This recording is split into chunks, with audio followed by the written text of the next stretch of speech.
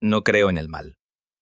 En 20 años en el comité de investigación, he visto lo suficiente para entender que la gente no se divide en buenos y malos.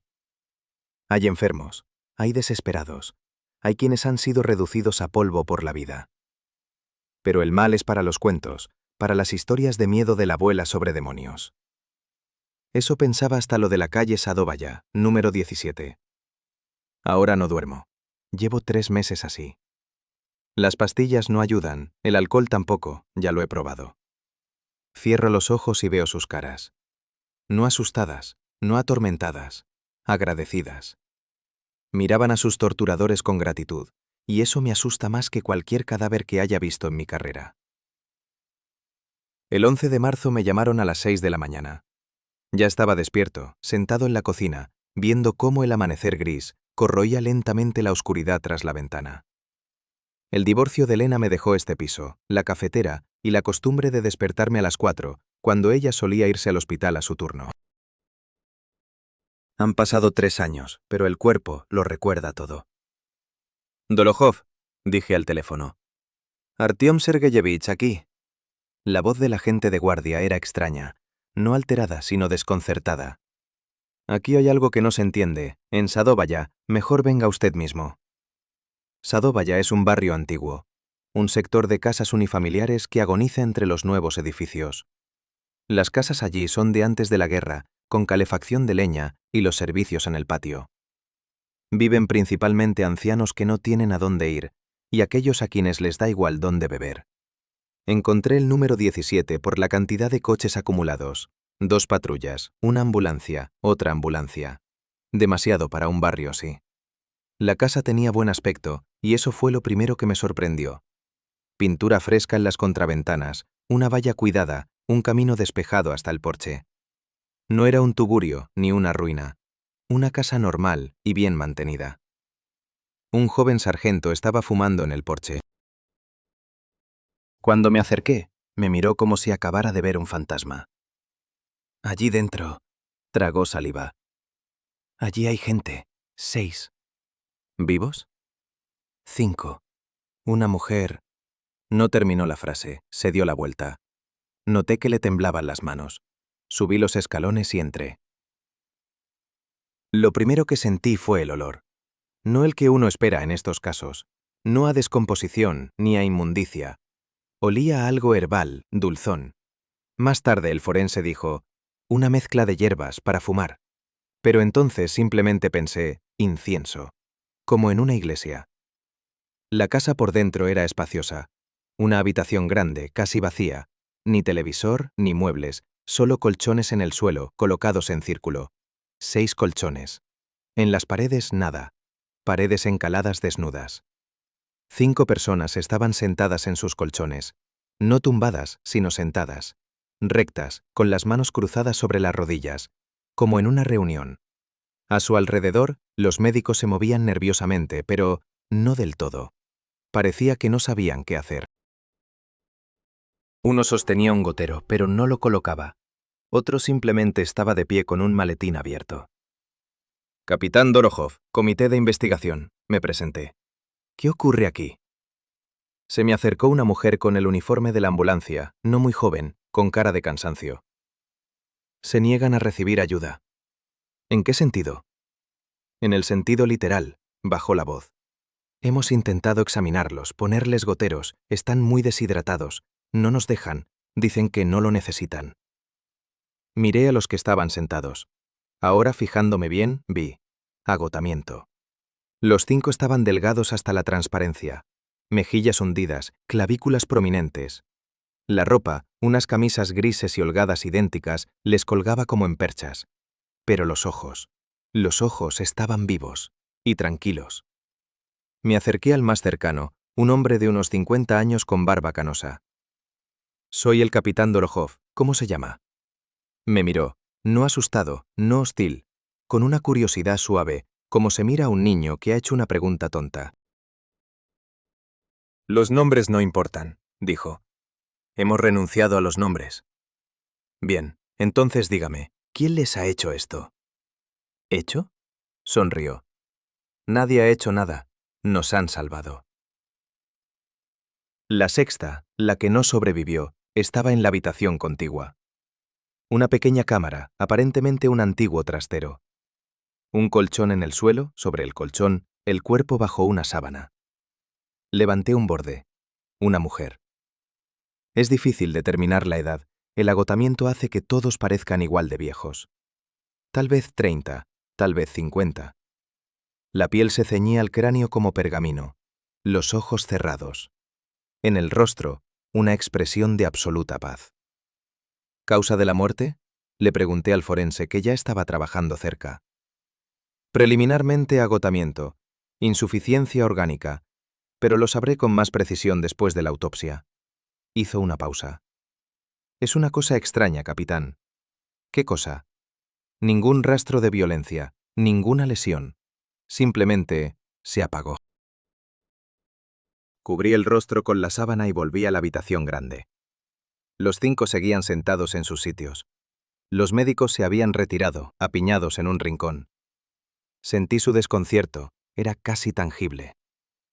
Escuchen, dije dirigiéndome a todos a la vez. En la habitación de al lado hay una mujer muerta. ¿Alguien puede explicarme qué ha pasado? Silencio. Luego habló una de las mujeres, delgada, con el pelo corto. Se ha ido. ¿A dónde se ha ido? Se ha liberado. La mujer me miró, y en sus ojos vi algo parecido a la envidia. Ella estaba preparada, nosotros aún no. ¿Preparada para qué? Pero ya se había dado la vuelta. Cruzó las manos sobre las rodillas, cerró los ojos. Las siguientes 3 horas intenté obtener alguna información. Inútil. No estaban en shock. He visto gente en shock y se ve diferente. No estaban asustados. Simplemente no querían hablar. No porque tuvieran miedo, sino porque lo consideraban innecesario. ¿Entienden que estoy intentando ayudarlos?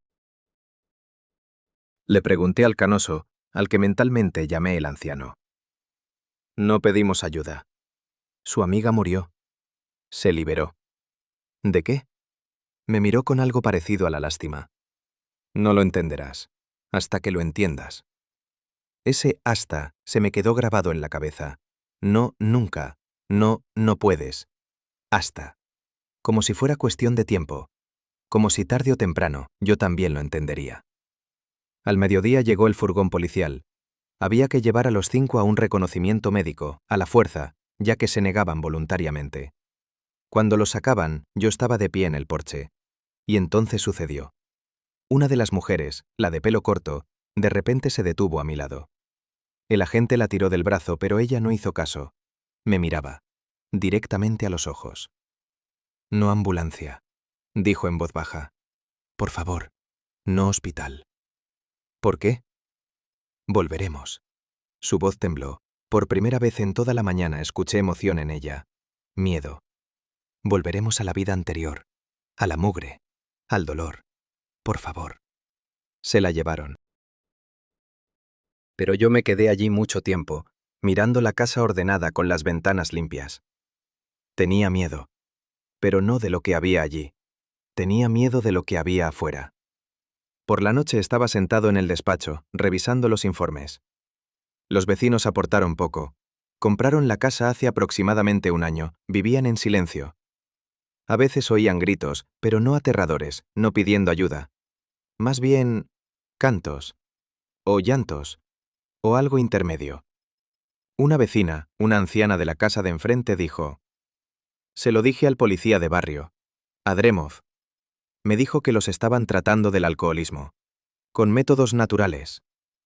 Dremov, el policía de barrio Dremov. Subrayé el apellido. Luego saqué las fotos del lugar. Colchones dispuestos en círculo. Paredes vacías. Olor a hierbas. Ropa idéntica. Una secta. Obviamente. ¿Pero cuál? ¿Quién es el líder? ¿Dónde está ahora? La casa estaba vacía cuando llegó la policía. Solo 6 personas en los colchones, pero alguien tenía que dirigirlos.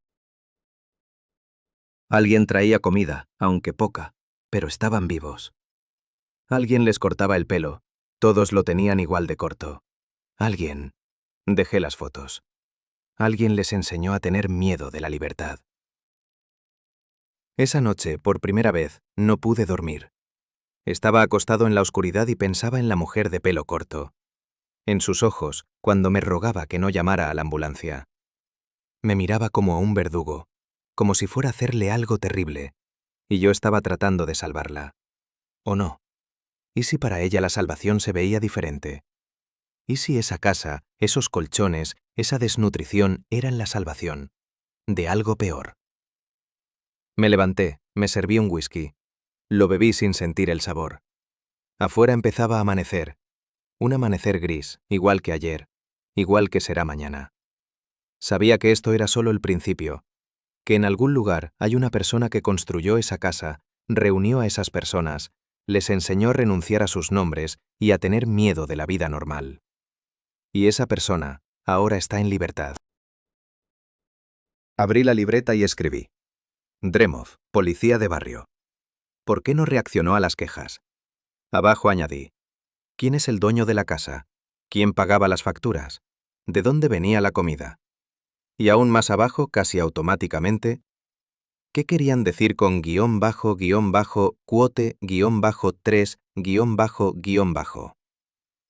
La libreta estaba frente a mí, llena de preguntas.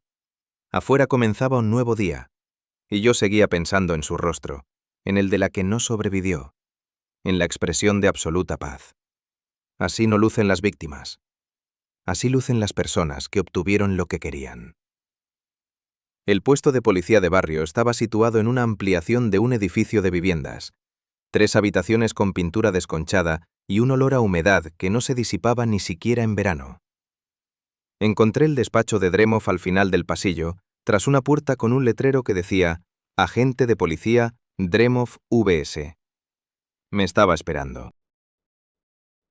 Vladimir Semyonovich Dremov resultó ser un hombre corpulento de unos 55 años, con el rostro hinchado y vetas rojas en las mejillas.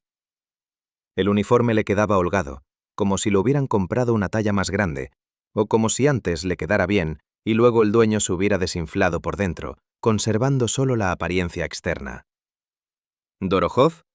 Se levantó, extendió la mano, la palma estaba húmeda. Me llamaron, me avisaron, siéntese. Me senté en la silla chirriante frente a su escritorio. Sobre el escritorio, un montón de papeles, una taza vacía con una capa marrón en el interior, una foto de una mujer y 2 niños en un marco. Los niños ya son adultos, a juzgar por la foto, de hace unos 10 años. Vladimir Semyonovich, saqué la libreta. Cuénteme sobre la casa en Sadovaya, 17. Suspiró. Largo, prolongado, como si hubiera ensayado ese suspiro. Sabía que me lo preguntaría. En cuanto oí hablar de... vaciló. De lo que encontraron. Enseguida supe que vendrían a mí. Y entendió bien. Tengo 3 denuncias de los vecinos, quejas por gritos, por gente extraña, por el olor. La primera es de abril del año pasado, casi 1 año y medio, Vladimir Semyonovich. Dremov se frotó el puente de la nariz. No entiende. Pues explíqueme. Se quedó en silencio, pensando. Luego abrió un cajón del escritorio, sacó un paquete de cigarrillos, me miró interrogante. Asentí. Que fumara, si eso le ayudaba a soltarse la lengua. Lo investigué, dijo chasqueando el encendedor. No crea que simplemente hice la vista gorda. La primera vez fui en mayo, después de la queja de Antonina Pavlovna, la vecina de la derecha. Oyó gritos por la noche. ¿Y qué vio?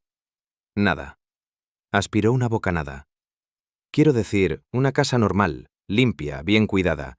Me abrió la puerta un hombre. Se presentó como... Dremov frunció el ceño, tratando de recordar. Como Gennady, el padre Gennady. Anoté el nombre, aunque ya lo conocía por los documentos de propiedad. ¿Padre? Yo también lo pregunté. Me explicó que era, ¿cómo decirlo?, una comunidad terapéutica, para personas con adicciones, alcohólicos, drogadictos. Dijo que los gritos eran parte de la terapia, que la gente gritaba cuando salía el dolor. ¿Y usted le creyó? Dremov me miró con una brusquedad inesperada. ¿Y usted no le habría creído? Sacudió la ceniza fuera del cenicero. Usted no lo ha visto, no ha oído cómo habla. Ese hombre es médico, ex médico. Me mostró documentos, diplomas, Me contó sobre su método. Estuve en el recibidor escuchándolo durante media hora, y cuando me fui, estaba seguro de que allí todo estaba bien, que estaba haciendo una buena obra. ¿No entró? ¿No inspeccionó la casa? Me lo ofreció. Dremov volvió a dar una calada. Dijo, por favor, mire usted mismo si quiere. Pero lo dijo de una manera que no quise. Decidí que sería inapropiado, que estaba invadiendo la privacidad de personas que intentaban curarse. Lo miré, tratando de entender si mentía o si realmente creía lo que decía. 20 años en la profesión me habían enseñado a distinguir una cosa de la otra. Dremov no mentía. Estaba confundido, abatido, pero no mentía. Cuénteme más sobre él, sobre ese Gennady. El agente apagó el cigarrillo e inmediatamente buscó otro. Alto, delgado, pelo canoso, largo, hasta los hombros. Barba, ojos... Se quedó callado. ¿Qué pasa con los ojos? Claros, casi transparentes. Y te mira como si te viera por dentro. No es desagradable, no, al contrario, como si te entendiera mejor de lo que te entiendes tú mismo. Anotaba, aunque por dentro crecía la irritación. Un agente de policía con 20 años de experiencia describía al sospechoso como una feligresa entusiasmada. Hablaba en voz baja, continuó Dremov. Muy baja. Tenías que inclinarte para oírlo. Y eso hacía que pareciera que estaba diciendo algo importante, algo solo para ti. ¿Qué decía exactamente? Sobre el sufrimiento. Sobre que la gente sufre porque está atada a cosas falsas. Al alcohol, a las drogas, pero no solo. A los nombres, al pasado, a... Dremov se atascó. A sí mismos. Dijo que su método era la liberación de las ataduras. Que una persona debe morir para la vieja vida, para nacer de nuevo. Se liberó. Recordé las palabras de la mujer de gris. Estaba lista. ¿Cuántas veces se reunió con él? 3, no, 4. Después de cada queja yo iba, y cada vez él me recibía. Hablaba, explicaba. Y cada vez se iba con las manos vacías. Dremov levantó la cabeza. Yo hacía mi trabajo, investigaba. Ningún signo de violencia, ninguna queja de los vecinos. Una vez incluso hablé con una mujer de allí, salió al patio cuando yo estaba en la puerta. Le pregunté si todo estaba bien. Ella sonrió y dijo que por primera vez en su vida se sentía libre. ¿Cómo era ella? Delgada, muy delgada, pero feliz, ¿entiende? Parecía feliz. Recordé el rostro de la mujer muerta en el colchón. Paz, serenidad. Descríbala. Dremov reflexionó. Unos 40 años, pelo corto y oscuro. Un lunar en la mejilla, aquí. Se señaló la cara. Era ella, la que no sobrevivió. ¿Entiende? Dije lentamente. ¿Que esta mujer está muerta? ¿Que murió de inanición en la casa que usted investigó 4 veces? Dremov palideció. El cigarrillo en sus dedos tembló. No lo sabía, no podía saberlo. Todos estaban voluntariamente, ¿entiende? Voluntariamente. Nadie se quejó, nadie pidió ayuda. Los vecinos sí, 3 denuncias. Por ruido, por gritos, no por secuestro, no por violencia. No podía irrumpir en una casa privada por quejas de ruido. Formalmente tenía razón, formalmente. Pero las formalidades no explicaban por qué un agente experimentado había ido 4 veces a una casa donde retenían a personas y 4 veces se había ido convencido de que todo estaba bien. Este Gennady, dije, ¿alguna vez mencionó su pasado?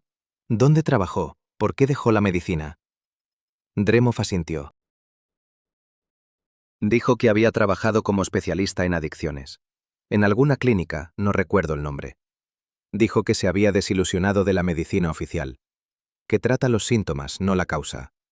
Que las pastillas y los sueros son muletas que no permiten que una persona aprenda a caminar por sí misma. ¿Dijo por qué se fue? Dijo que sus métodos resultaron ser demasiado radicales para el sistema. Que él curaba a la gente y por eso lo castigaron. Hice una anotación. Verificar las bases de datos médicas. Buscar información sobre la revocación de la licencia. ¿Cuándo fue la última vez que estuvo allí? Hace un mes, en octubre. Queja del vecino de la izquierda, Petrovich. Dijo que había visto cómo alguien sacaba sacos al patio por la noche. ¿Sacos? Basura. Revisé. Basura común y corriente. Desperdicios de comida, trapos. Gennady explicó que clasificaban los residuos, que reciclaban lo que podían. Parte de su filosofía ecológica. O que se deshacían de pruebas, pensé. Vladimir Semyonovich. Me incliné hacia adelante. Le voy a hacer una pregunta directa y necesito una respuesta honesta. ¿Le pagaron? ¿Lo intimidaron? ¿Lo chantajearon? Me miró con una ofensa tan genuina que casi le creí. No, Dios mío, no. ¿Cree que yo? Se interrumpió. Llevo 30 años de servicio, 30 años. Jamás, ni un copec. Entonces explíqueme. ¿Cómo una persona con su experiencia pudo no darse cuenta de que algo andaba mal en esa casa? Dryomov guardó silencio durante un largo rato. Terminó de fumar el segundo cigarrillo hasta el filtro y lo apagó. No lo sé, dijo finalmente. Honestamente no lo sé. Cada vez que me iba de allí, estaba seguro de que todo estaba bien, absolutamente seguro. Y luego, después de una semana o dos, empezaba a dudar. Pensaba, debería volver, revisar una vez más. Pero iba y volvía a irme tranquilo. Levantó la vista hacia mí. Me pregunta cómo pude no darme cuenta. Y yo me pregunto, ¿por qué cada vez olvidaba mis dudas en cuanto él empezaba a hablar? ¿Por qué yo, un viejo policía que ha visto de todo, lo escuchaba como un jovencito? Guardé silencio. Ese hombre, Dryomov, bajó la voz. Hace algo con la gente. No sé cómo, no sé qué. Pero cuando habla, le crees. No porque sea convincente, porque quieres creerle, porque te da algo que te hacía falta. ¿Qué exactamente? Dryomov sonrió con amargura, torcidamente. La sensación de que te entienden, de que alguien por fin te ve como eres de verdad. Miró la foto de su esposa e hijos sobre la mesa. Llevo casado 32 años. Amo a mi esposa, amo a mis hijos. Pero cuando ese hombre hablaba conmigo, por primera vez sentí que me escuchaban de verdad. Cerré el cuaderno. ¿Dónde está ahora, Gennady? No lo sé. La última vez que fui, me dijo que pronto se mudaría, que el trabajo aquí estaba casi terminado. Trabajo. ¿Dijo a dónde? No, solo sonrió y dijo, donde más se necesite. Me levanté. Si recuerda algo más, llame. Dryomov asintió. Parecía 10 años más viejo que al principio de la conversación. Investigador. Me llamó al llegar a la puerta. Encuéntrelo y... Se calló. ¿Y qué? Tenga cuidado, no lo escuche demasiado tiempo. Salí de la comisaría y me subí al coche. Estuve sentado un buen rato, mirando las notas en el cuaderno. Ex médico especialista en adicciones, sin licencia, carismático, habla en voz baja, convence a la gente de renunciar a sus nombres, a la comida, a la vida, y se lo agradecen. Y un policía experimentado, 30 años en el cuerpo, fue a verlo 4 veces y 4 veces se fue convencido de que todo estaba bien. Arranqué el coche. Necesitaba encontrar a ese hombre, pero primero, averiguar quién era la mujer que se había liberado. Tenía un nombre, tenía un pasado, tenía una vida antes de acabar en la casa de Sadovaya, 17, y alguien debía saber por qué había decidido renunciar a todo eso. Se llamaba Marina Sergeyevna Sukhareva, 34 años, soltera. El último lugar donde trabajó fue la Escuela de Música número 3, profesora de piano. Despedida hace 8 meses a petición propia. Obtuve esta información al anochecer, cuando el médico forense terminó el examen inicial del cuerpo. Desnutrición, dijo quitándose los guantes. En grado extremo. Pesaba 41 kilos con una estatura de 1,68 m. Deshidratación. Ningún rastro de violencia, ninguna inyección. Simplemente dejó de comer. ¿Hace cuánto? A juzgar por el estado, en las últimas 2 o 3 semanas casi no ingirió nada. Antes de eso, una dieta escasa durante varios meses. Miré la foto de su expediente. Una mujer de rostro redondo con una sonrisa dulce y hoyuelos en las mejillas. Cabello oscuro recogido en un moño descuidado. En la foto se veía bien, se notaba en sus ojos. La que yacía ahora en la morgue pesaba 25 kilos menos. El exmarido apareció rápidamente. Igor Sujarev, gerente en una empresa constructora. Se divorciaron hace 1 año y medio. Aceptó reunirse de inmediato, incluso su voz cambió cuando le dije que se trataba de Marina. Estábamos sentados en un café cerca de su oficina. Sujarev daba vueltas a una taza de café frío y no podía empezar. Ella murió, dijo finalmente. No preguntó, constató. Sí. Él asintió, lentamente como si lo estuviera esperando. Lo sabía. Cuando me llamó lo supe enseguida. Levantó la vista hacia mí. ¿Cómo? Desnutrición. Sujarev se cubrió la cara con las manos. Sus hombros temblaron, pero no lloró. Simplemente se quedó así, escondiendo el rostro, como si no quisiera que viera lo que había allí. Cuénteme sobre ella, le pedí. ¿Cómo era antes de todo esto? Bajó las manos. Sus ojos estaban secos, pero enrojecidos. Radiante. Así la llamaban todos, radiante. Se reía fuerte, contagiosamente. Los niños la adoraban. Los padres se apuntaban a sus clases con 6 meses de antelación. Creía que la música curaba. Literalmente creía. Decía que la melodía correcta podía sacar a una persona de cualquier pozo. ¿Qué pasó? Sujarev sonrió con amargura. Yo pasé. Intentamos tener un hijo durante 4 años. 3 abortos espontáneos. Después del tercero, los médicos dijeron que casi no había posibilidades. Marina se vino abajo. No de golpe, sino poco a poco. Empezó a beber. Primero una copa de vino por la noche, luego una botella, después hizo un gesto con la mano. Intenté ayudarla. Clínicas, psicólogos, grupos de apoyo. Nada funcionaba. Decía que la presionaba, que no la entendía, que la culpaba de que no tuviéramos hijos. ¿La culpaba? No, nunca. Pero ella estaba convencida de que sí. Al final me rendí. Pedí el divorcio. Pensé que tal vez sin mí le sería más fácil. ¿Lo fue? Por un tiempo sí. Me llamó 3 meses después del divorcio. Sobria, feliz. Dijo que había encontrado gente que la entendía, que por fin se sentía en su lugar. Saqué mi bloc de notas. ¿Dijo quiénes eran esas personas? Un grupo terapéutico, para personas que habían sufrido una pérdida, eso dijo. Me alegré. Le pregunté si podíamos vernos, hablar. Me respondió que aún no estaba preparada, pero que pronto todo cambiaría. ¿Se vieron después de eso?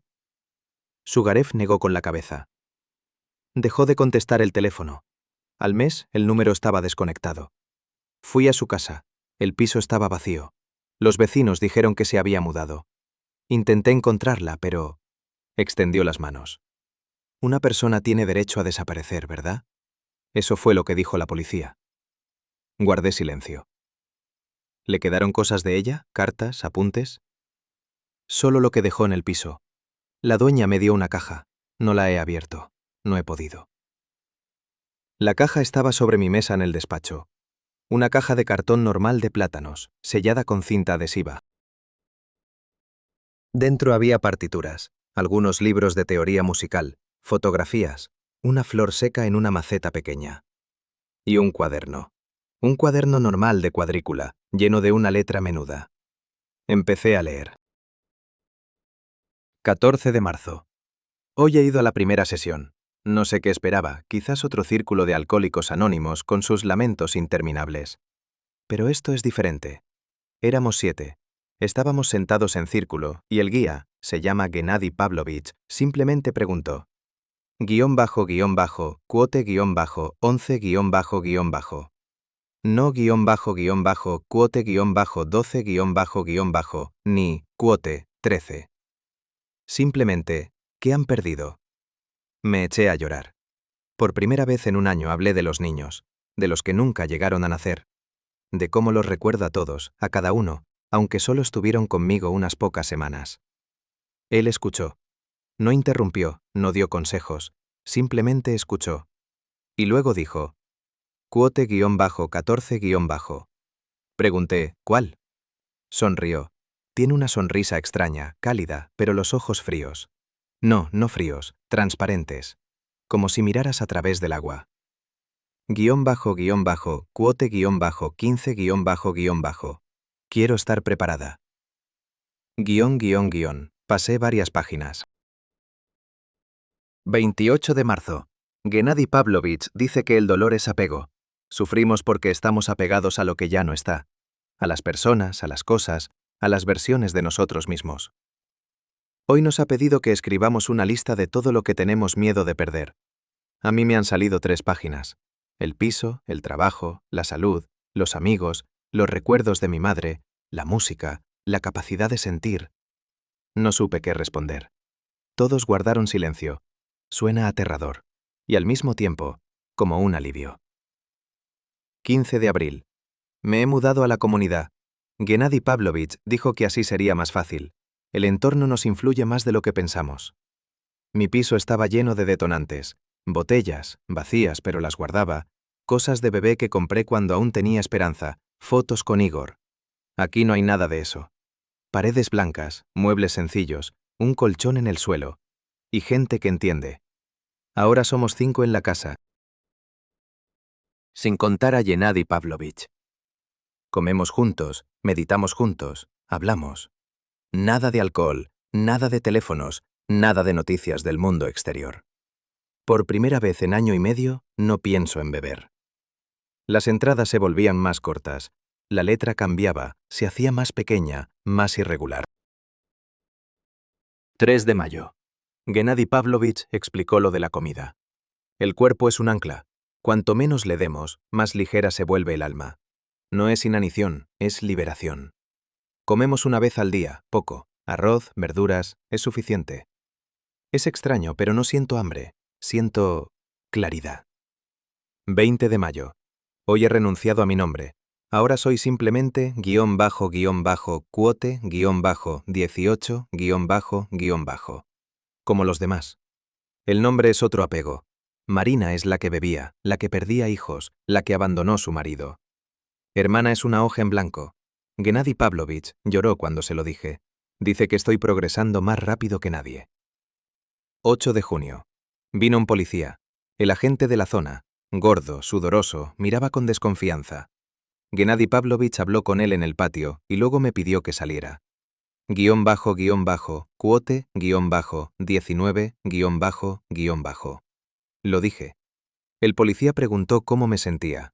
Respondí. __quote-20-__. Se fue. Gennady Pavlovich luego me elogió mucho. Dijo que estoy lista para la siguiente etapa. Las últimas anotaciones eran casi ilegibles. Las letras saltaban, las líneas se superponían. 12 de agosto. No he comido en 4 días. Gennady Pavlovich dice que es la limpieza final. Pronto me liberaré por completo. A veces tengo miedo. Pero luego recuerdo a los niños, a los que no nacieron, y entiendo. Me están esperando. Allí donde no hay dolor. Gennady Pavlovich lo prometió. Él nunca miente. 15 de agosto. Las manos me tiemblan. Es difícil escribir. Es difícil pensar. Pero ya casi estoy allí. Casi libre. Mamá, ya voy. Cerré el cuaderno. Afuera oscurecía. Me quedé sentado, inmóvil, mirando la portada con flores dibujadas. Un dibujo infantil, probablemente un regalo de alguno de sus alumnos. 34 años, profesora de música. Alegre. Creía que la música curaba. Y luego conoció a un hombre que la convenció de que la única forma de curarse era dejar de existir. Y ella le creyó. El teléfono sonó, sacándome del estupor. Dorokov. No reconocí mi propia voz. Artyom Vladimirovich. Era Sveta de la centralita. Aquí, en fin, uno de esos tipos de la casa de Sadovaya. Un hombre. Quiere hablar, pero solo con usted. Me levanté. ¿Ha dicho su nombre? No, pero dijo... Sveta vaciló. Dijo que sabe dónde está Gennady Pavlovich. Cogí las llaves del coche y salí. El cuaderno quedó sobre la mesa, abierto en la última página. Allí había una palabra más. La noté solo ahora, ya en la puerta. Regresé. Miré. Una palabra, garabateada con otra pluma, con otra letra, más grande, más firme. Perdón. ¿Quién escribió eso? ¿La propia Marina en un último momento de lucidez? ¿O alguien más después? No lo sabía, pero iba a averiguarlo. Me esperaba en el pasillo de la comisaría, sentado en un banco de madera, con las manos entrelazadas entre las rodillas. Delgado, pero no tan terrible como aquellos 5 en la casa. Barba incipiente, ojeras oscuras. Un hombre normal, si no supieras. Yo sabía. ¿Denis Yarsev? Levantó la cabeza. Ojos vivos, pero con esa expresión particular que había aprendido a reconocer en 20 años de trabajo. Así miran las personas que han visto algo que no debían haber visto. ¿Es usted el investigador Dorokov? Sí. ¿El que estuvo en la casa? ¿El que los encontró? Sí. Asintió como si fuera importante, como si no fuera a hablar con nadie más. ¿Podemos ir a otro sitio?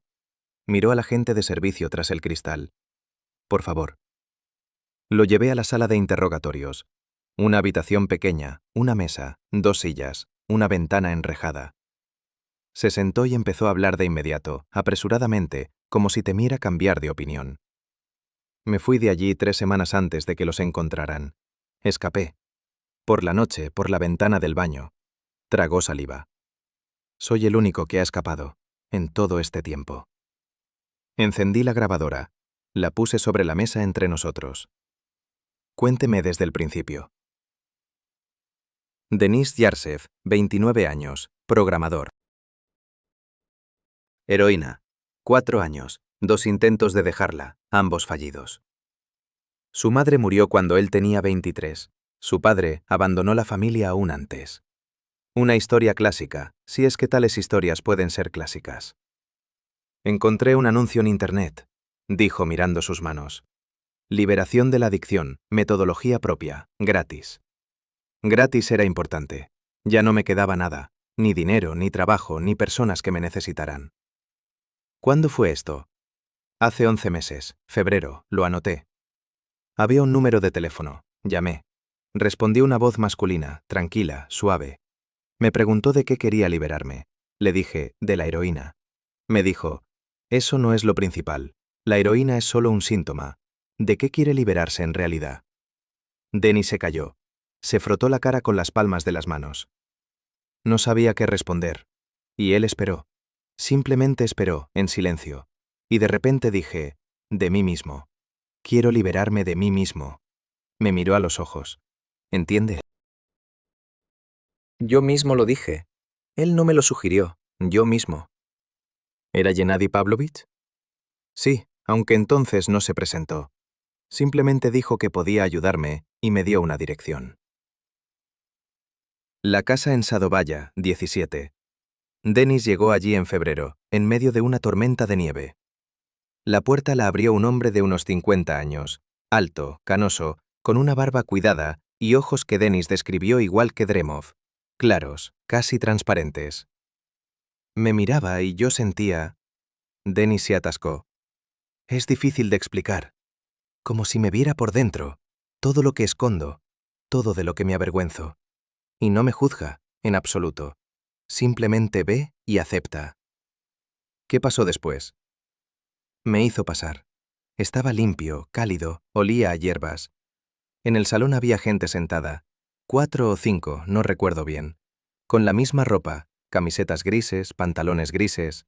Me sonreían, no como sonríen a los extraños, de otra manera, como si me estuvieran esperando a mí. Entrelazó las manos. Gennady Pavlovich dijo, aquí puedes convertirte en nadie, y entonces el dolor te dejará. Las primeras semanas fueron como un centro de rehabilitación. Charlas grupales, meditaciones, comida sencilla, gachas, verduras, agua. Nada de alcohol, nada de drogas, nada de medicamentos. La abstinencia fue terrible, pero Gennady estaba a mi lado, me tomaba de la mano, decía algo en voz baja. Denis no recordaba las palabras, solo la sensación de paz. Él lo llamaba la primera purificación, dijo Denis. El cuerpo se libera del veneno, Pero esto es solo el principio. Después hay que liberar la mente. ¿Cómo? Renunciar a todo lo que te ata a la vieja vida. Primero las cosas. Teléfono, documentos, dinero. Se lo entregábamos todo. Él decía que era temporal, hasta que fuéramos lo suficientemente fuertes para no necesitarlos. ¿Entregaron los documentos voluntariamente? Denise esbozó una sonrisa torcida. No lo entiende. Allí todo era voluntario. En eso reside el horror. Nadie obligaba. Él simplemente explicaba. Y tú mismo querías entregarlo. Tú mismo querías renunciar, porque tenía sentido. Por primera vez en mucho tiempo, algo tenía sentido. Después, los nombres. Decía que el nombre es una jaula, continuó Denise. Te lo pusieron tus padres, que no te pidieron permiso. Toda la vida llevas la elección de otro. La palabra de otro define quién eres. Libérate del nombre y podrás ser quien quieras. ¿Cómo nos llamaba él? De ninguna manera. Éramos simplemente tú. O hermano, hermana. A veces por números, si era necesario distinguirnos. Yo era el cuarto. Recordé a aquellos 5 en la casa. Cómo estaban sentados en círculo, iguales, anónimos. ¿Marina Sujareva estaba allí? Denise se estremeció. Sí. Llegó después que yo, en abril. Gennady la llamaba hermana con música en las manos. Lloró mucho los primeros días. Luego dejó de hacerlo. ¿Dejó de llorar? Dejó de sentir, me miró. Como todos nosotros. La segunda etapa. La purificación por la voz. Cada noche bajábamos al sótano, dijo Denise, y su voz se hizo más grave. Allí había una habitación, vacía, solo colchonetas en el suelo y velas en las esquinas. Nos sentábamos en círculo y empezábamos a hablar. ¿Hablar de qué? De todo, de lo más terrible, de lo que nunca le habíamos contado a nadie. Gennady lo llamaba liberar las voces.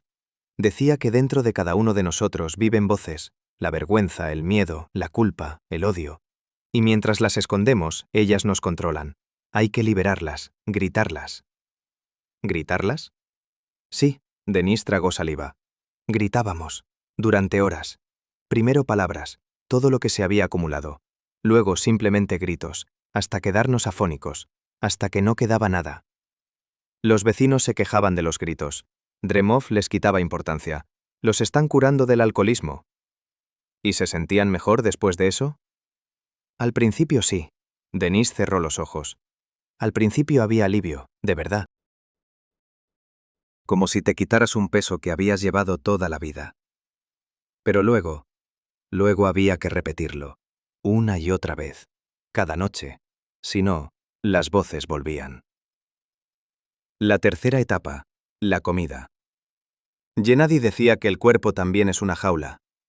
Denise hablaba ahora casi en un susurro. Comemos demasiado. Estamos demasiado apegados a la carne. La verdadera libertad es cuando el cuerpo se vuelve ligero, transparente, cuando ya no te retiene. ¿Los hacía pasar hambre? No. Denise negó con la cabeza. No nos hacía pasar hambre. Él explicaba, y nosotros mismos decidíamos cuánto comer. Nosotros mismos renunciábamos al desayuno, luego a la cena. Nosotros mismos nos enorgullecíamos cuando lográbamos pasar un día solo con agua. Él nos elogiaba. Decía que nos estábamos acercando a la libertad. Marina Sujareva, 41 kilos. Era la mejor de nosotros, dijo Denise, la más devota. Le creía más que nadie. Decía que por primera vez en su vida sentía que su dolor tenía sentido. Que sus pérdidas eran un camino hacia algo más grande. ¿Hacia qué? Denise abrió los ojos. Hacia la liberación. Total. Definitiva. Guardó silencio. Gennady decía que la muerte no es el final. Es la última puerta. Y cuando el cuerpo se vuelve lo suficientemente ligero, lo suficientemente puro, la puerta se abre sola. Apagué la grabadora. Me froté las sienes. ¿Por qué escapó? Denise guardó silencio durante un largo rato. Por el sótano, dijo finalmente. Por lo que escuché una noche. ¿Qué escuchó? No podía dormir. Me levanté a beber agua y oí una voz que venía del sótano. Gennady estaba hablando con alguien. Me acerqué a la puerta. Estaba entreabierta. Apretó los puños. Estaba hablando por teléfono, con una voz normal, no con esa voz suave con la que nos hablaba a nosotros. Normal, profesional. Decía: 3 más están listos. Para fin de mes habrá 5. Sí, consentimiento total. El notario vendrá el martes. ¿Notario? No lo entendí entonces, pero luego lo recordé. Nos pedían que firmáramos papeles. Gennady decía que era para nuestra protección. Renuncia, reclamaciones a los familiares, algo así. Firmábamos sin mirar. Le creíamos. Me miró. Creo que eran testamentos. Me levanté. Me acerqué a la ventana. Tras la reja el cielo se oscurecía. Dijo que sabe dónde está. Sí. ¿Dónde? Denis sacó un papel arrugado del bolsillo. Me lo tendió. Se fue 2 días antes de que encontraran a los demás. Dijo que iba a preparar una nueva casa, para los que estuvieran listos para la siguiente etapa. Desdoblé el papel. Una dirección. Poblado Rechnoi, calle Ocernaya, casa 4. ¿Cómo sabe esto? Le oí dictar la dirección por teléfono. Aquella noche, en el sótano. La apunté después para no olvidarla. Se levantó.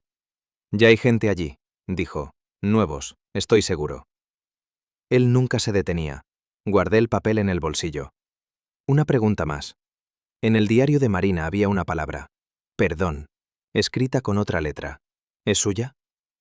Denis se quedó paralizado. Luego asintió lentamente. Encontré su cuaderno después de que me escapé. Lo había dejado en la sala común. Lo cogí. Quería, no sé, conservar algo de ella. Se giró. Lo escribí cuando supe que había muerto, porque yo podía haberla sacado de allí.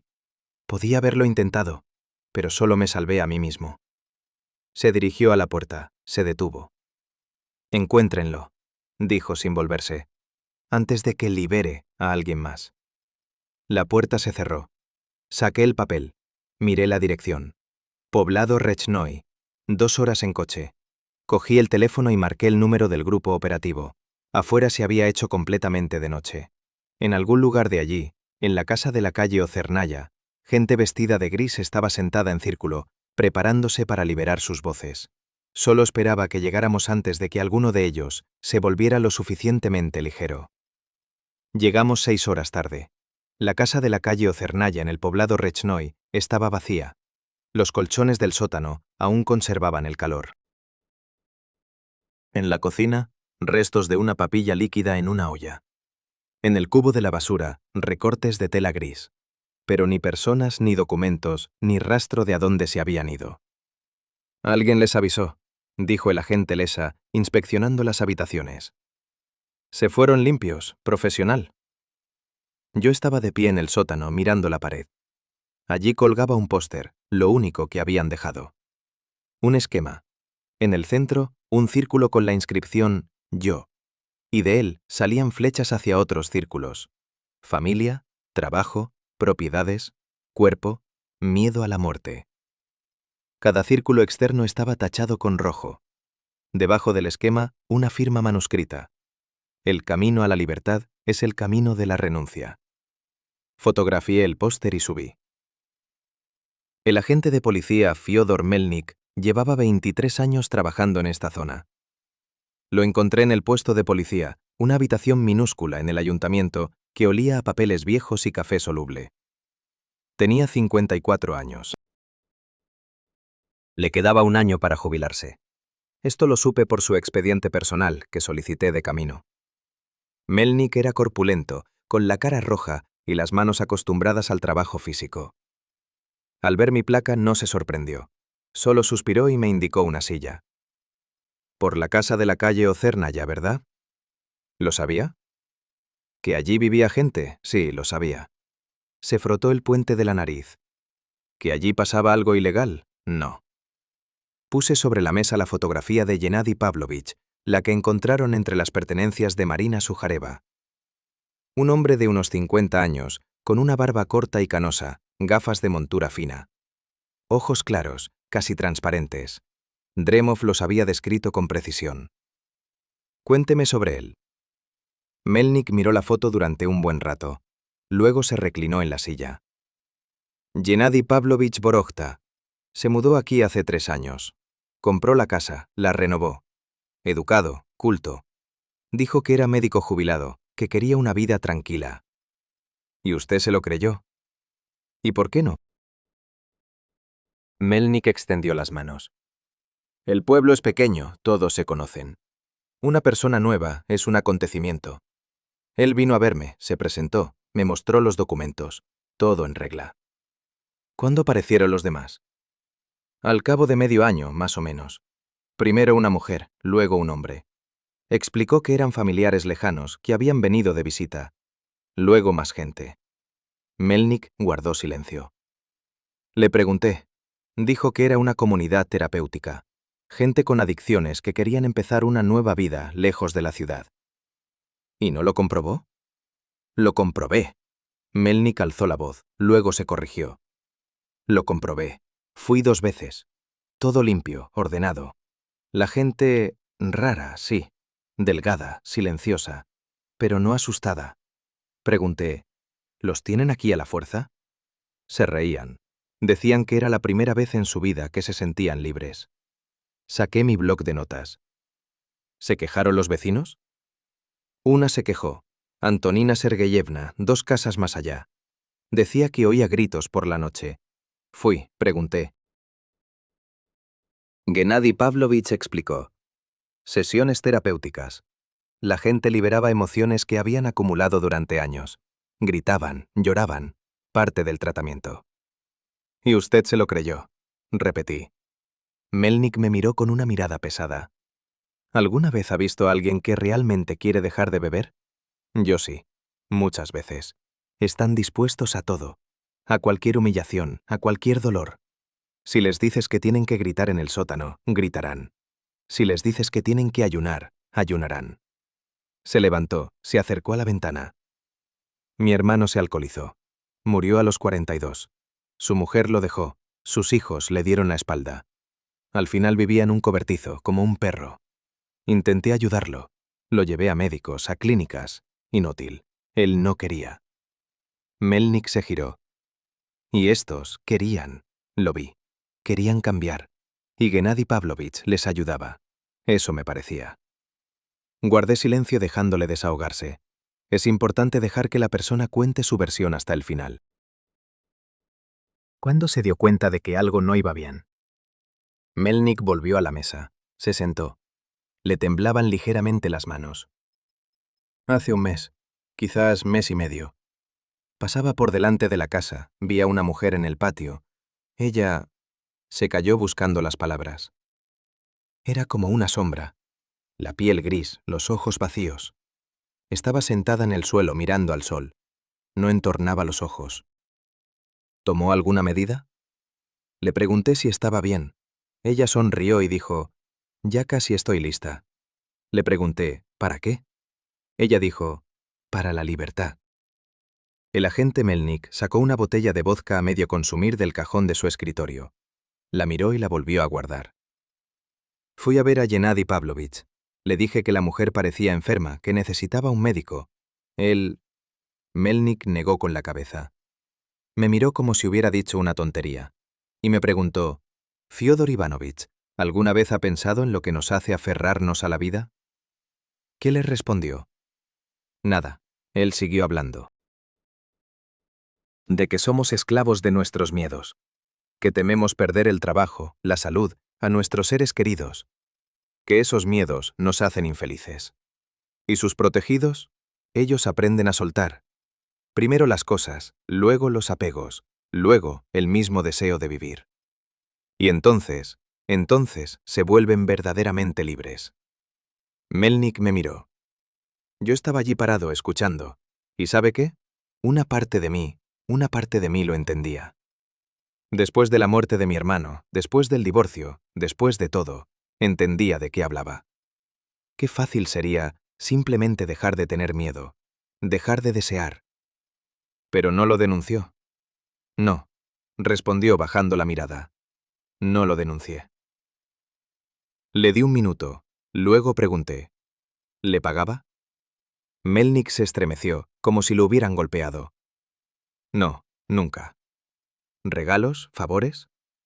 Una vez, la voz de Melnik se hizo más baja. Una vez se enteró de que tenía problemas de espalda. Me ofreció una sesión de masaje, gratis. Dijo que tenía formación médica. ¿Aceptó? Sí. Melnik no levantaba la vista. Es un buen masajista. La espalda no me dolió en toda la semana. Tomé nota de ello. Una sesión de masaje no es un soborno, pero sí lo suficiente para crear un sentimiento de gratitud. La sensación de que esa persona no es tu enemigo. ¿Cuándo lo vio por última vez? Ayer por la noche, alrededor de las 8. Me quedé helado. ¿Ayer? Vino aquí, al puesto de policía. Dijo que se iba, que su trabajo aquí había terminado. ¿A dónde se va? No lo dijo. Melnik finalmente me miró, pero dejó algo. Abrió el cajón del escritorio y sacó un sobre blanco normal, sin inscripciones. Dijo que se lo entregara a quien preguntara. Me puse los guantes, abrí el sobre. Dentro había una hoja de papel doblada. Una nota escrita con una caligrafía cuidada. Al investigador que busca un crimen donde no lo hay. Me encontrará cuando esté preparado, no antes. Marina fue mi mejor alumna. Se liberó por completo, del dolor, del miedo, de la vida misma. No es una tragedia, es una victoria.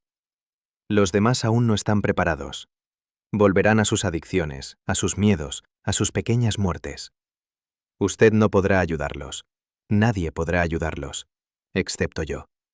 Cuando vuelvan a venir, y vendrán, estaré esperando. G.P. Debajo de la nota había una fotografía. Una foto de grupo. 6 personas con ropa gris sentadas en círculo. En el centro, Gennady Pavlovich. Está sonriendo. En el reverso la fecha. Hace 3 días. Y una firma. Familia. Guardé la nota en una bolsa para pruebas. ¿Se da cuenta de que lo estaba utilizando? Le pregunté a Melnik. Sí, respondió. Ahora lo entiendo. Una mujer ha muerto. Lo sé. Podría haberlo evitado. Melnik guardó silencio. Luego dijo.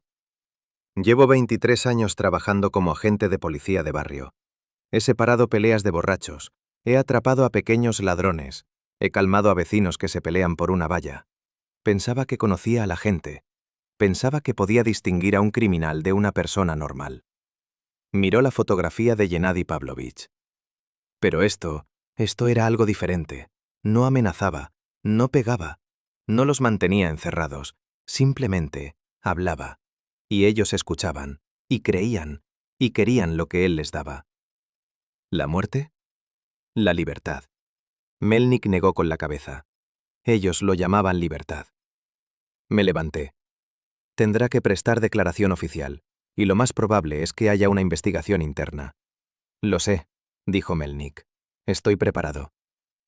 Ya en la puerta me volví. Una última pregunta. Cuando hablaba con usted, sobre los miedos, sobre los apegos, ¿sentía que tenía razón? Melnik guardó silencio durante un largo rato. Sí, dijo finalmente. Ese es el problema. Mientras hablaba, sentía que tenía razón. Que todo tenía sentido. Que él sabía algo que yo no sabía. Me miró. Y luego se iba. Y yo volví a ser yo mismo, y pensaba, ¿qué ha sido eso? ¿Por qué le creía? Melnik se pasó la mano por la cara. Es como la niebla. Mientras él está cerca, estás en la niebla. Y cuando se va, la niebla se disipa. Pero ya has hecho lo que has hecho. Salí a la calle. Estaba anocheciendo. En algún lugar a lo lejos ladraba un perro. Gennady Pavlovich Vorokhta estaba 6 horas por delante. Tenía dinero, documentos y 5 personas que lo seguirían a donde fuera. Saqué el teléfono y miré la nota en la bolsa de plástico. Me encontrará cuando esté preparado. ¿Qué significa eso? ¿Preparado para qué?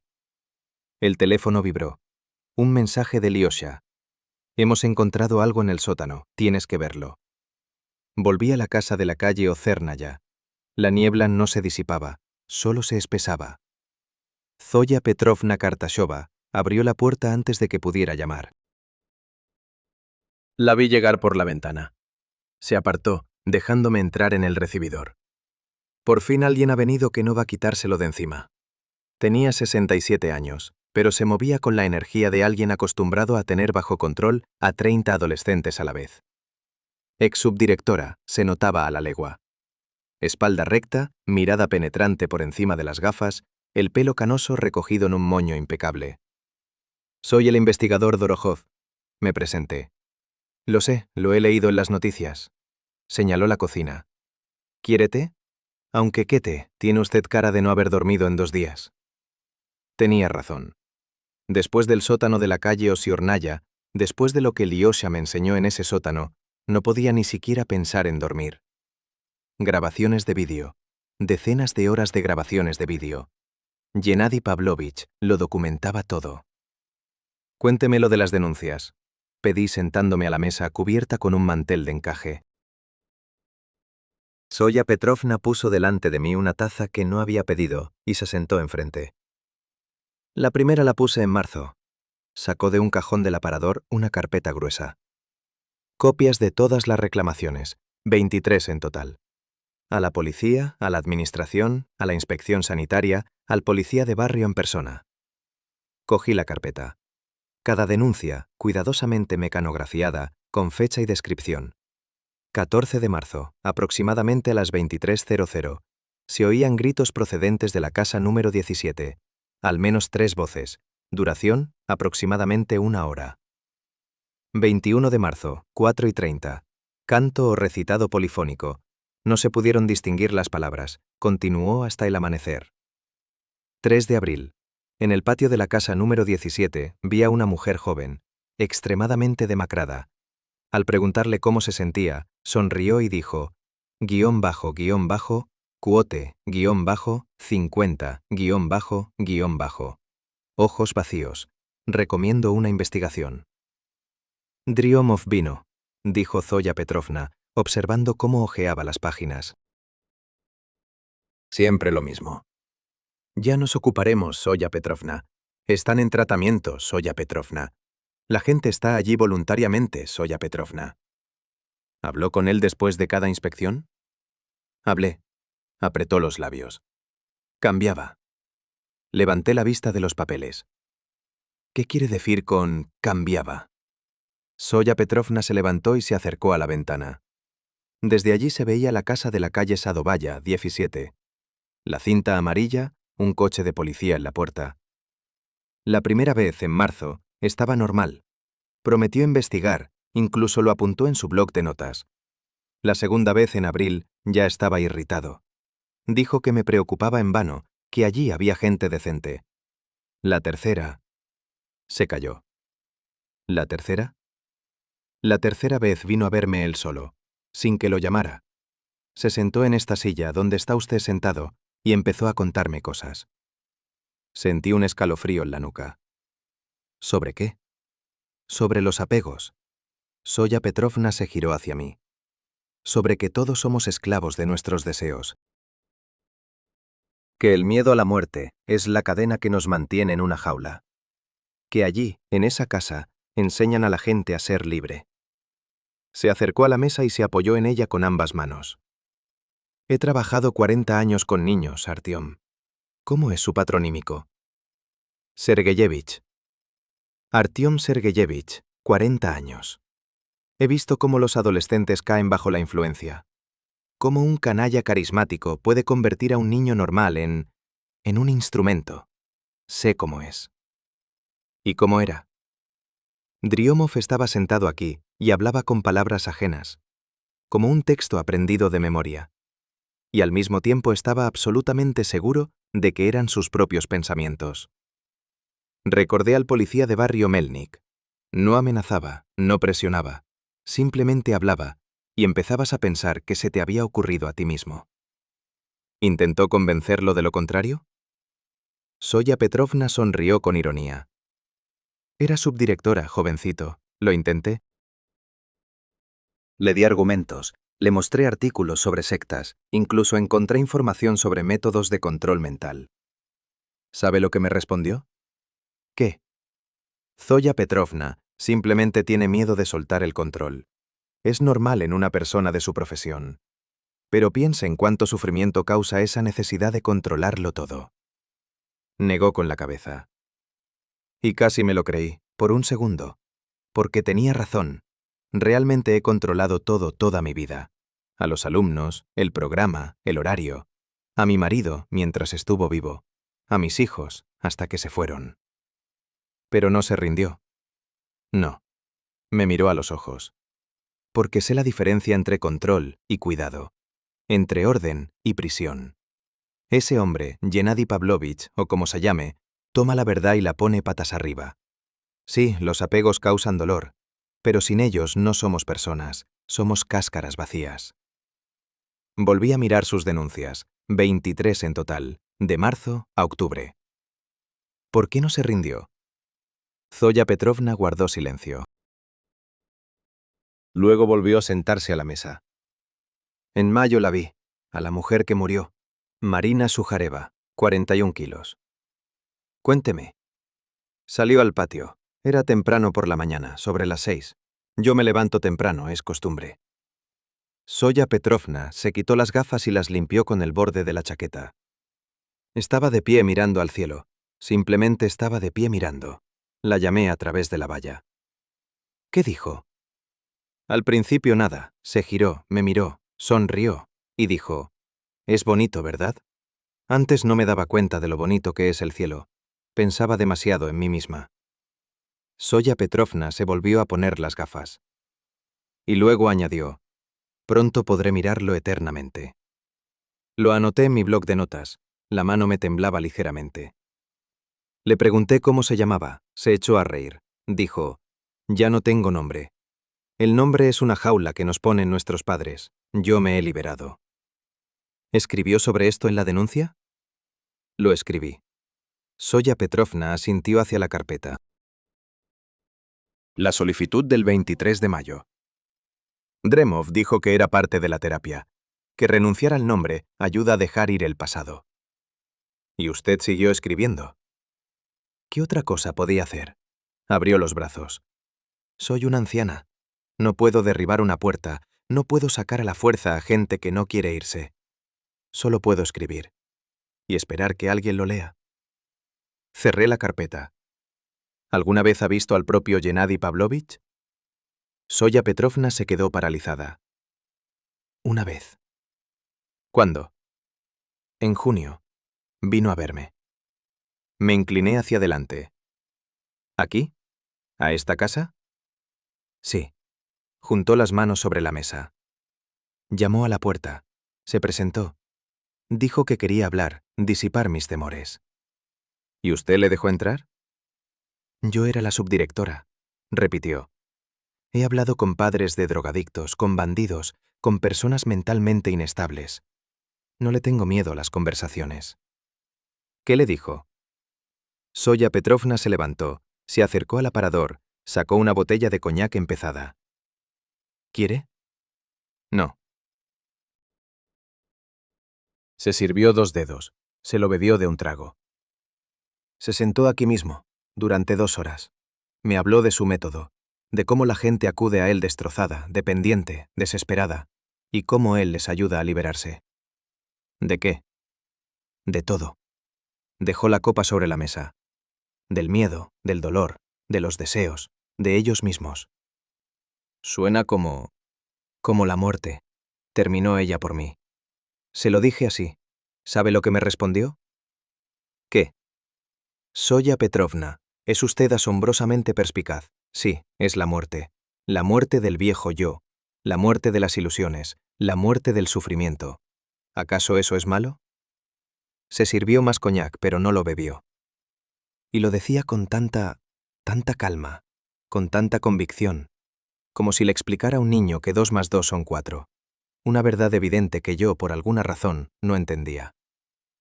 ¿Intentó reclutarla? Zoya Petrovna se echó a reír, una risa seca, sin alegría. No.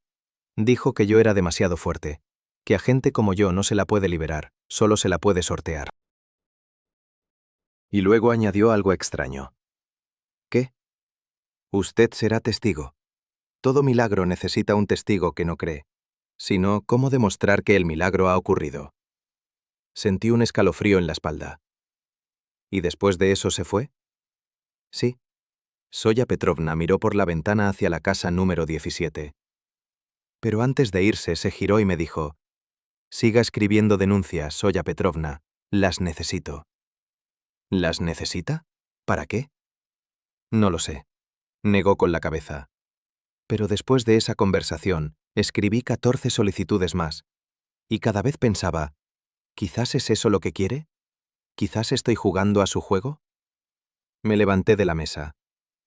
Soya Petrovna, usted dijo que vio a Marina Sugareva en mayo. ¿Volvió a hablar con ella? Sí, hablé con ella. Ella también se levantó. En agosto. Volvió a salir al patio, aún más delgada que antes. Le pregunté si necesitaba ayuda. ¿Qué le respondió? Soya Petrovna se acercó al aparador, sacó una hoja de papel doblada. Me la tiró por encima de la valla. Me dijo: entréguesela a quien pregunte, cuando llegue el momento. Tomé la hoja, la desplegué. La letra era débil, temblorosa. Las letras saltaban como las de una persona a la que le cuesta sujetar la pluma. Me llamo Marina. Recuerdo mi nombre. Recuerdo que amaba la música. Recuerdo a los hijos que no tuve. Dice que la memoria es una carga, que hay que dejarla ir, que la libertad es el vacío. Quizás tenga razón, ya no me duele. Pero a veces por la noche oigo llorar a alguien, y no puedo entender si soy yo o alguno de nosotros. Si usted está leyendo esto, no busque culpables. Todos vinimos por nuestra propia voluntad.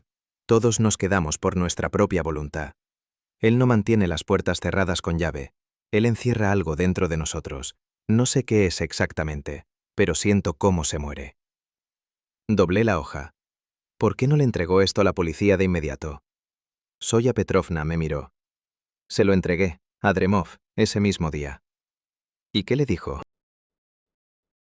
Dijo que era parte del proceso terapéutico, que los pacientes a menudo escriben cosas así para dejar ir el pasado. Dijo que yo no entendía los métodos modernos de ayuda psicológica. Se acercó a la ventana. Y luego añadió: Zoya Petrovna, quizás usted también debería dejar ir. Lleva tantos años controlando todo. ¿No está cansada? Guardé la hoja en el bolsillo. Gracias. Es una prueba importante. ¿Prueba de qué? Se giró hacia mí. ¿De que la gente se moría de hambre voluntariamente? ¿De que ellos mismos renunciaban a sus nombres, a sus familias, a sus vidas? ¿Sabe lo que dirá él en el juicio? ¿Qué? Que él no obligó a nadie. Que todos vinieron por su propia voluntad. Que él simplemente mostraba el camino, y ellos mismos decidían si seguirlo o no. Tenía razón. Sabía que tenía razón. ¿Y sabe qué es lo más terrible? Zoya Petrovna se quitó las gafas, y por primera vez vi que sus ojos estaban húmedos. A veces, por las noches, pienso: ¿y si tiene razón? ¿Y si todo a lo que nos aferramos, la familia, el trabajo, la memoria, es realmente una jaula? ¿Y si la libertad es en realidad el vacío? Usted no piensa así. No, se puso las gafas. Pero él me ha hecho pensar en ello, me hizo dudar. Y eso, Artyom Sergeyevich, es su verdadera arma, no el hambre, no el aislamiento, la duda. Me dirigí a la puerta, me detuve. Soya Petrovna, en la nota que dejó en Ocernoya, estaba escrito: «Me encontrarán cuando estén listos». ¿Qué cree que significa? Ella guardó silencio durante un largo rato. Creo que quiere que lo busquen, que piensen en él, que intenten comprenderlo. ¿Para qué? Porque así comienza la conversión, dijo ella en voz baja. No con respuestas, con preguntas. Empiezan a preguntar y ya no pueden parar. Y él esperará a que ustedes mismos acudan a él en busca de respuestas. Salí a la calle. El sol se ponía, tiñendo el cielo de color carmesí. El teléfono vibró. Un mensaje de un número desconocido. ¿Ha tenido una buena conversación con Zoya Petrovna? Es una mujer fuerte. Por eso se quedó fuera. Pero usted, Artyom Sergeyevich, es diferente. Usted hace preguntas. Eso es bueno. Las preguntas son el primer paso. Cuando esté listo para el segundo, hágamelo saber. Esperaré. G.P. Miré la casa número 17, la cinta amarilla, las ventanas tras las que 6 personas habían renunciado a sus nombres. Y luego me miré las manos. Temblaban. A Vera Ryazhentseva la detuvimos en la estación de autobuses de Riazán 2 días después de que recibiera el mensaje de Gennady Pavlovich. No se resistió. Estaba sentada en un banco con una pequeña bolsa de viaje en la que encontramos una muda de ropa interior, un icono de Nicolás el taumaturgo y un manual médico de 1987. En la portada, un sello de la biblioteca del distrito y una inscripción manuscrita. Dado de baja. Vera Mikhailovna. Empecé cuando la trajeron al departamento. ¿Entiende de qué se la sospecha? Me miró con calma. 51 años, pero aparentaba más. Profundas arrugas alrededor de la boca, canas recogidas en un moño apretado, manos secas, nervudas, con las uñas cortas. Manos de una persona acostumbrada a trabajar. Entiendo, respondió ella. Creen que hemos estado matando gente. ¿Y no lo han hecho? Inclinó ligeramente la cabeza, como si la pregunta la sorprendiera. Los estábamos salvando. El interrogatorio duró 6 horas. Vera hablaba con gusto, no como una persona que se rinde, sino como un maestro que explica cosas obvias a un alumno lento. En su voz no había ni miedo ni arrepentimiento, solo una condescendencia paciente, casi maternal. Trabajé como enfermera durante 23 años, contaba. Departamento de cirugía, luego cuidados intensivos. ¿Sabe cuántas personas he visto morir? Cientos. ¿Y sabe qué tenían en común? Yo guardé silencio. Miedo. Un miedo animal, paralizante. Se aferraban a una vida que ya no les pertenecía, a cuerpos que los habían traicionado, a familiares que venían por sentido del deber y contaban los minutos hasta el final de la visita. Juntó las manos sobre la mesa. Lo veía y pensaba, ¿de verdad tiene que ser así? ¿Es esto todo lo que merecemos? ¿Morir aterrorizados, en soledad, prisioneros de nuestros propios apegos? Y entonces conoció a Gennady Pavlovich. Por primera vez en todo el interrogatorio sonrió. Gennady me encontró. Siempre encuentra a los que están listos para ver. Se conocieron en 2015. Vera trabajaba entonces en un hospicio, el último lugar donde encontró trabajo después de que la despidieran del hospital de la ciudad por exceso de autoridad. Solicité su expediente personal. Administraba a los pacientes terminales dosis elevadas de morfina sin prescripción médica. Aliviaba su partida, explicó cuando le pregunté. Era misericordia. Era un delito. Era el principio de la comprensión.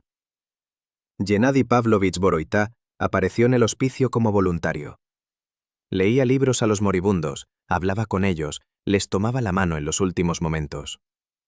El personal lo adoraba, tranquilo, atento, nunca levantaba la voz. Se me acercó después de la muerte de una paciente, recordaba Vera. Una anciana, 82 años, cáncer de páncreas. Gritó durante 3 días seguidos hasta que se quedó afónica. Y luego simplemente se quedó tumbada mirando al techo. ¿Sabe lo que dijo? Negué con la cabeza. No sufre por el dolor, sufre porque no puede dejar ir. Y tenía razón. Tenía una hija que no venía, nietos que no llamaban, un apartamento que tenía miedo de dejar a extraños. Se aferraba a todo eso con uñas y dientes, y eso la estaba matando. No el cáncer, sino los apegos. Después del hospicio empezaron a verse. No románticamente, Vera lo subrayó varias veces como si fuera importante. Gennady no es así, dijo ella. Está por encima de eso. Por encima del cuerpo, por encima de los deseos. Me enseñó que la verdadera intimidad no son los toques, es la comprensión mutua. Se casaron 1 año después, no por amor, sino por conveniencia. Vera necesitaba un objetivo, Gennady un ayudante. Vio potencial en mí, explicó ella. Sabía trabajar con el cuerpo, entendía sus límites, sabía hasta dónde se podía llegar antes de que fallara. Sentí un escalofrío en la espalda. ¿Llegar en qué? Me miró con la misma condescendencia paciente. En la purificación. Purificaciones femeninas, así se llamaba en los documentos que encontramos en la casa de Sadovaya. Vera los condujo al sótano, a una pequeña habitación que llamaban la pila bautismal. Las paredes estaban pintadas de blanco, el suelo cubierto con una alfombra de goma, y en una esquina había un cubo y una pila de toallas. Las mujeres vienen a nosotras con una carga especial, contaba Vera. La sociedad les enseña a apegarse, a los hijos, a los maridos, a su reflejo en el espejo. Cargan con capas y capas de expectativas ajenas, y esas capas hay que quitarlas. ¿Cómo exactamente? Ella se encogió de hombros. De diferentes maneras. A algunas les basta con hablar. Otras necesitan más. Por la declaración de Denis Yarsev, sabía que el más incluía sesiones de muchas horas en agua fría, vómitos inducidos y lo que llamaban liberación vocal, cuando obligaban a las mujeres a gritar hasta perder el conocimiento. Marina Sujareva, dije. ¿Pasó por sus purificaciones? Por primera vez, Vera guardó silencio durante un largo rato. Marina era especial, dijo finalmente. Llevaba dentro tanto dolor. 3 hijos que no nacieron, un marido que la abandonó. Vino a nosotras hecha pedazos y la recomponemos poco a poco. Pesaba 41 kilos cuando murió. El cuerpo es una jaula. Cuanto más ligero es, más cerca está la libertad. Apreté los puños bajo la mesa. Murió de agotamiento, de hambre, ¿lo entiende? Vera me miró con algo parecido a la lástima. Se liberó. Son cosas distintas. Declaré un receso. Salí al pasillo, me apoyé contra la pared, cerré los ojos. 20 años en el comité de investigación. Asesinatos, violaciones, secuestros. He visto lo peor de lo que son capaces las personas, pero esto era diferente. Vera no se consideraba una criminal. Creía sinceramente que estaba ayudando, que el hambre era una purificación, que la muerte era la libertad, que esas 5 personas demacradas que encontramos en la casa no eran víctimas, sino elegidas. Y lo más aterrador era que era convincente. Recordé al policía de distrito, Dremov, que después de hablar con Gennady, empezó a repetir sus frases. Recordé a Soya Petrovna, que confesó que por un segundo casi lo había creído. Recordé el mensaje en mi teléfono. Está haciendo preguntas, eso es bueno. Las preguntas son el primer paso. Y luego recordé cómo me temblaban las manos. Cuando regresé, Vera estaba sentada en la misma postura, espalda recta, manos entrelazadas, mirada tranquila. ¿Dónde está? Pregunté. ¿Dónde está Gennady Pavlovich? ¿Dónde se le necesita? Eso no es una respuesta. Es la única respuesta que puedo dar. Me senté frente a ella. Vera Mikhailovna se enfrenta a una pena de entre 10 y 15 años. Organización de actividades que causan daño a la salud de los ciudadanos bajo la apariencia de ritos religiosos. Causar la muerte por negligencia. Privación ilegal de la libertad. Ella escuchaba sin inmutarse. Si ayuda a encontrar a Gennady, el tribunal tendrá en cuenta su cooperación con la investigación. Ella sonrió, por primera vez en todo el interrogatorio, de forma genuina. No lo entiende, Artyom Sergeyevich. No tengo miedo de la cárcel. No tengo miedo del juicio. Ya no tengo miedo de nada. Se inclinó más cerca. Eso es la libertad. Eso es lo que enseña Gennady. Y eso es lo que usted busca tan desesperadamente, aunque no lo admita. Estoy buscando a un criminal. Está buscando respuestas. ¿Por qué la gente sufre? ¿Por qué el sistema no funciona? ¿Por qué cada día ve lo peor en las personas y aún así continúa? Se recostó en el respaldo de la silla. Gennady ve a gente como usted, quemados, decepcionados.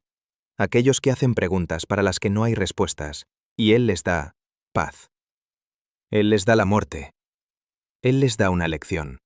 El interrogatorio terminó a las 11 de la noche. Se llevaron a Vera a la celda. Caminaba con calma, incluso tarareando algo entre dientes. No pude distinguir la melodía. Me quedé sentado en el despacho, mirando el acta del interrogatorio. 23 páginas. La historia de una mujer que trabajó como enfermera durante 23 años y luego decidió que sabía más sobre la vida y la muerte que todos los médicos juntos.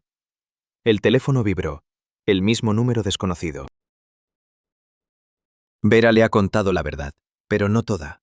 Ella no sabe dónde estoy. No sabe a dónde nos hemos mudado. Ella es una herramienta, Artyom Sergeyevich. Leal, pero limitada. Como el policía de distrito Dremov. Como todos los demás. Pero usted puede ser algo más.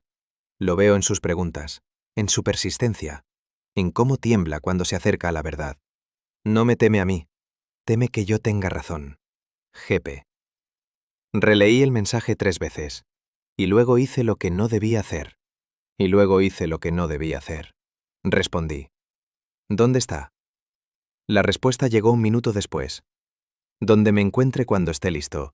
Pero primero, hable con los que sobrevivieron. Pregúnteles por qué no quieren regresar. Pregúnteles a qué le temen más, a mí o a lo que había antes de mí. Y cuando escuche la respuesta, lo entenderá. El segundo paso está más cerca de lo que cree. Miré la pantalla hasta que se apagó. Afuera empezaba a llover.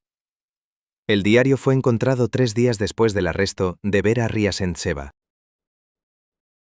El criminalista Petrovich, 56 años, rinitis crónica, la costumbre de hablar con las pruebas, lo descubrió por casualidad.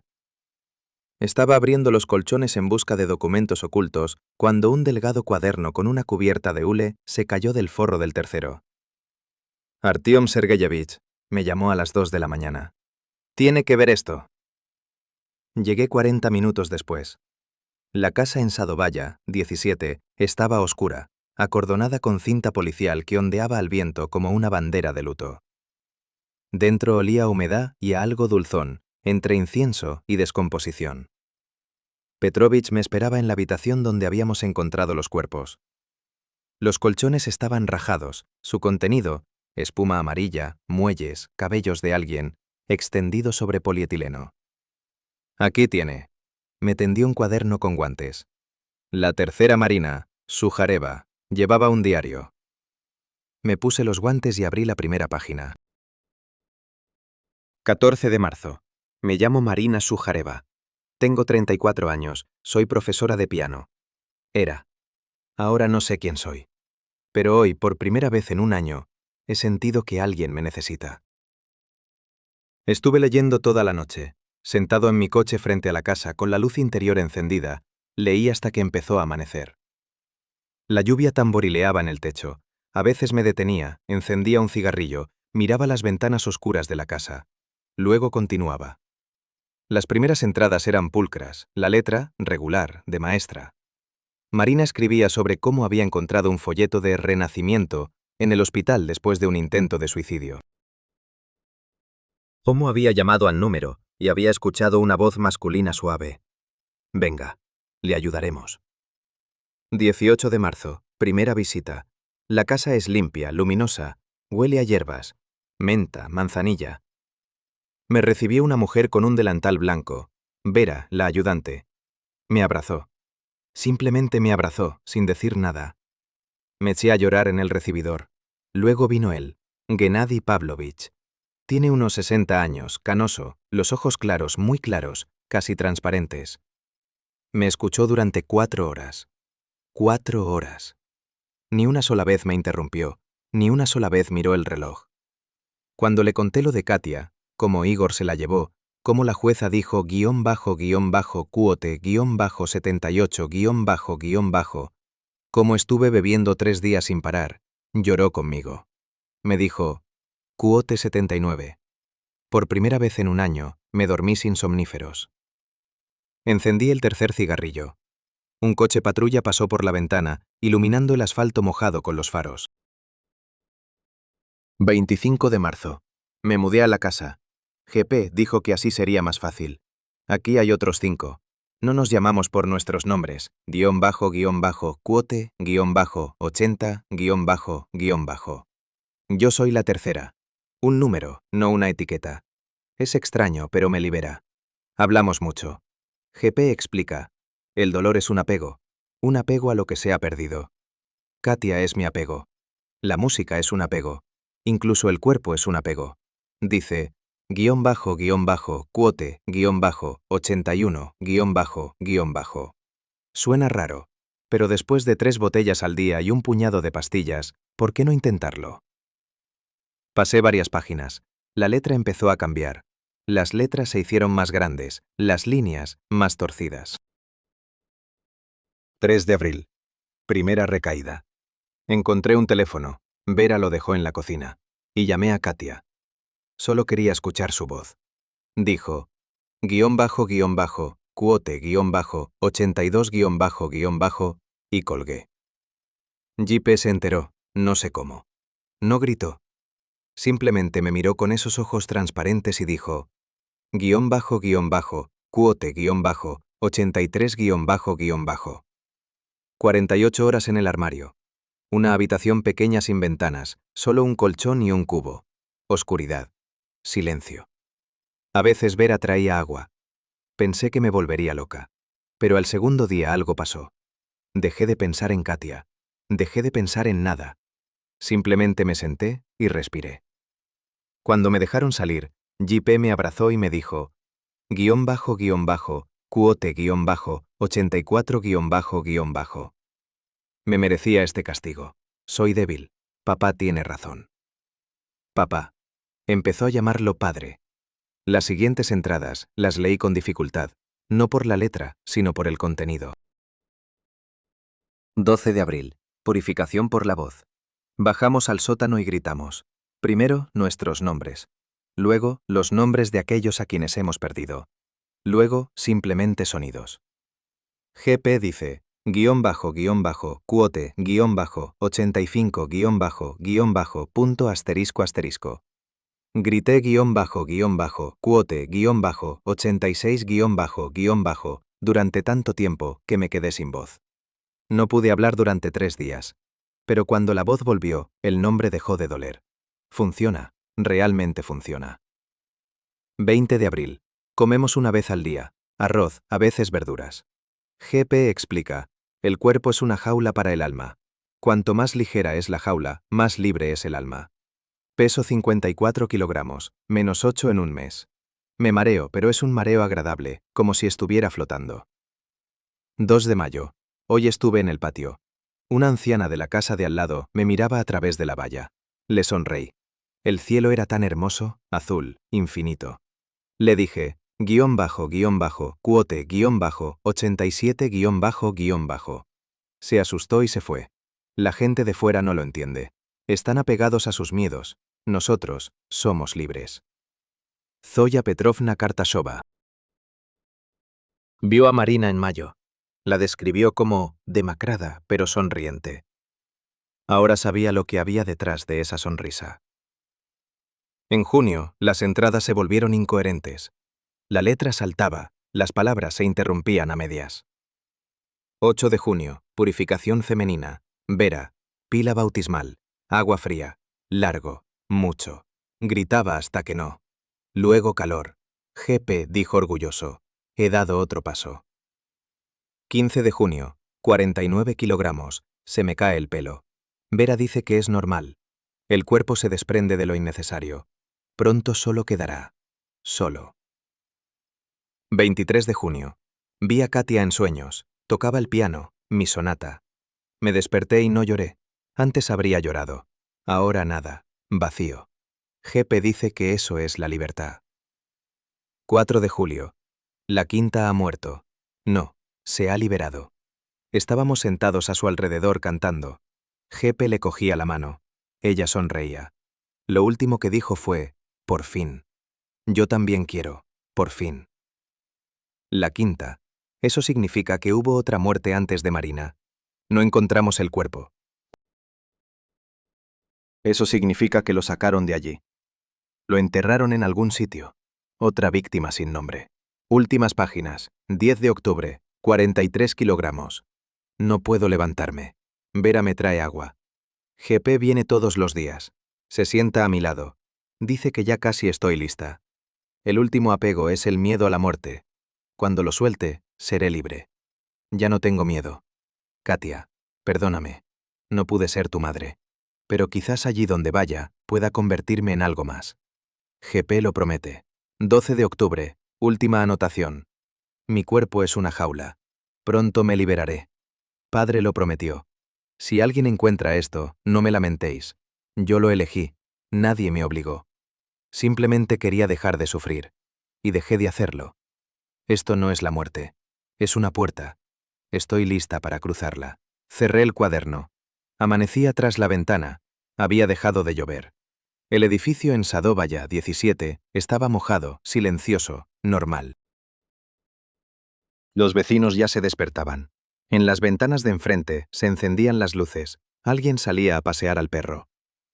Una mañana normal. Una calle normal. Un edificio normal. 6 personas.